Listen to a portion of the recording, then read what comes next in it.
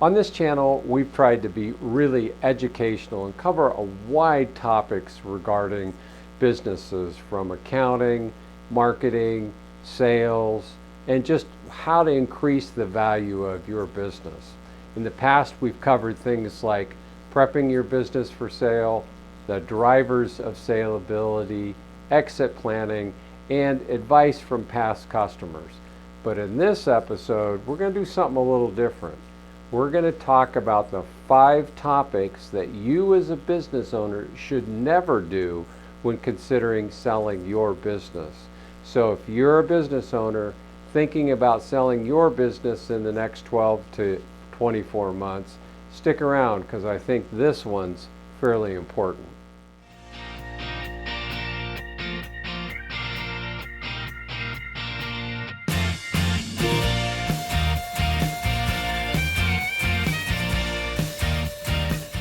As always, if you've got questions as we go through this presentation, please feel free to leave your questions in the comments section below, and or just simply drop me an email and we'll put together some time to talk about what's ever on your mind. In addition, if you find this episode helpful, please consider hitting the like and subscribe button, and with that, let's get started. No surprise. The number one thing that you shouldn't do as an employer is tell your employees that the business is up for sale. Now, your employees are your company's biggest assets, and almost without exception, that's the case. Buyers look at your business in a lot of different ways, but if they don't have the employees that are trained, have knowledge, deal with customers, processes, and procedures to go with the business and make that business run, you may not be able to sell your business.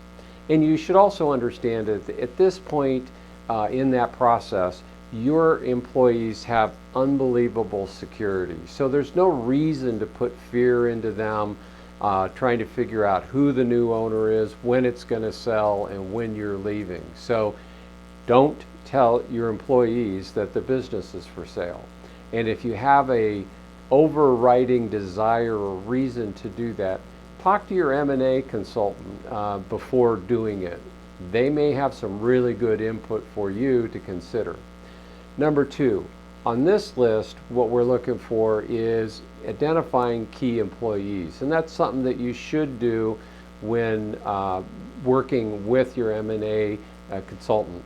Understanding who those two or three employees are that are going to need to transition with that business, and making sure you think about some level of a retention plan if necessary. So, number 1, confidentiality. Don't inform your employees that the business is for sale. Number 2, customers and suppliers. You shouldn't inform them that you're selling your company prior to the actual sale, if at all possible. And a lot of this comes down to fear of the unknown, and that unknown being who the buyer is going to be. You may lose customers if you tell them that you're going to sell the company. They may also tell, and probably will, tell your competitors that you're for sale, which is never a good thing. Contracts with vendors. Those may not come as easily if you let them know you're selling your company. And they may not extend credit to you easily as well. So don't tell your customers or suppliers unless absolutely necessary that your business is either up for sale or that you're intending on selling it. And when you find a buyer, the one thing you really need to work on prior to close is that warm handoff. What customers are you going to go actually physically take this new buyer out to meet and hand off and introduce, and then have a plan around the who, the how, and the when you're going to tell the rest of your customers, and have a good vision around that for that handoff. So number 2, don't tell your customers or suppliers you're for sale. Number 3, you shouldn't stop running your business. The piece of advice I always tell every seller is continue to run your business like you're going to keep it for the next 3 to 5 years. Because if you don't, one, your employees may notice and start asking the obvious question of why we're not doing this, and if you're retirement age, they may ask you if you're thinking about selling. Now remember, the time to sell your business is going to take between 9 and 12 months. So it's a lengthy process. So you want to show up every day and run your business like you're going to keep it for the next 3 to 5 years. So don't defer on things like advertising or sales and marketing just to make a little extra money or increase the bottom line. And don't defer on things that are just your normal business expenses. If you've got an employee that leaves the company, go ahead and hire and start that training process. And don't defer maintenance or things like leases and contracts. Just keep running that business the same way you've run it for the past 3, 5, 10, or 15 years to keep your employees and your business, the value of that business, intact. Number 4, don't introduce any new products or services in the business unless it meets a couple of the following criteria. 1, understand the core business value or core competencies of your business and products and services that you offer in the marketplace. If this product or service isn't inside that box, then you shouldn't do it.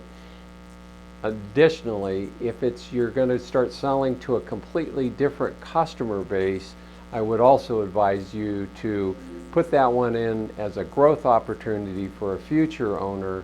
And then the last one is whatever product or service that you're thinking of offering should result in immediate sales and a return on that investment. Remember, it's going to take 9 to 12 months to sell your business, and if you're looking to expand your business into a totally different customer segment, offering a different product and service, that return on investment will probably take you at least 12 to 24 months. So be very careful when thinking about introducing a new product or service during the sales process. And finally, don't invest any significant amounts of capital into the business while you're prepping it for sale. Now, an example here is I had a customer in the Bay Area that invested $900,000 into a significant piece of equipment that would take 6 months to get there and installed and up and operating on the line, but wouldn't have a return on investment for about 2 to 3 years. So really what that seller was doing was reducing the net that he was going to take out of the business at closing by investing in that piece of equipment. Suggestion: talk to your M&A advisor before you make any significant investments in capital or capital investments in your business. And think twice about major equipment purchases. If you need them and you're replacing an item that's on the line or producing product, obviously you'll probably have to do it. But if it's something in addition to that, think twice. Also think twice about geographic expansion. It takes a lot of human resource time away from the business's core products and services, and that you really want to make sure during your sales process that you're delivering the biggest bang for the buck to the bottom line and stay focused. The last one would be around facilities. For whatever reason, expanding into a facility to capture additional volume capabilities is also something that I run into. And with exception, it's something I wouldn't advise, but talk to your M&A advisor as you go through this process when you're thinking about any significant capital investments. So there you have it, the 5 things you shouldn't do when prepping your business for sale. And they include not informing your customers, your employees, or your suppliers Don't stop running your business like you're going to keep it for the next 3 to 5 years. Don't change any of your products or services, your core offerings to your customers, and think twice about investing any significant capital that doesn't yield an immediate return on investment. So as always, I hope you found this video helpful and interesting, and if you did, please consider hitting the like and subscribe button, and we'll catch you on the next video.